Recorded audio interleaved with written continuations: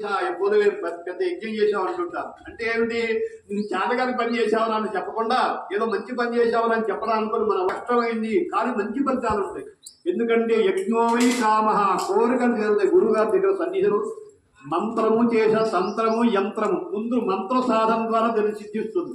ఆ సిద్ధి పొందే పంచభూతాల్లో ఒకటి మనకి నీరు నిప్పు ఎక్కువ కనిపిస్తాయి అనమాట. అందుకే మన వాడు చాలా గొప్పవాడు.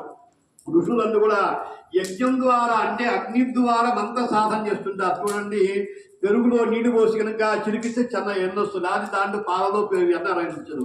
పాలలో ఎన్న చూపించేది దొరకదు. కానీ ఆ పాలు మరగబెట్టి తోడేస్తే పెరుగు అవుతుంది. ఆ పెరుగు చిరికితే చిలగా మజ్జిగనే దాంట్లో వెన్న వస్తుంది. అట్లనే గురువు గారు మనకి ఇచ్చిన అవకాశం మాస శివరాత్రి. ఈ మాస శివరాత్రి రోజు యజ్ఞం చేస్తే మన కోరికలు నెరవే అంత గొప్ప. యజ్ఞోవై కామ. కామం అంటే మన వాడు వేరర్థం అలా కాదు. కోరిక అంటే మనకు మంచి సంతానం కలగాలి, మంచి మా పిల్లలు ఆరోగ్యంగా ఉండాలి, మా పిల్లలు బుద్ధిమంతులుగా ఉండాలి, ఇల్లు కట్టుకోవాలని కోరికలు ఉండాలి. కోరిక అంటారు. ఆ కోరిక ధర్మ మార్గంగా ఉండాలి. ఏంటంటే పక్కవాడి స్థం మనకరం అలా కోరుకోకూడదు. మనది మనకు ఉండాలి, మన పిల్లలు మనం అనుభవించాలి. కానీ పక్కవాడు అనుభవిస్తే ఎలా ఉంటుంది? అందుకని అలా కాదు. మన యజ్ఞం మన ధర్మం మనం ఆచరించాలి.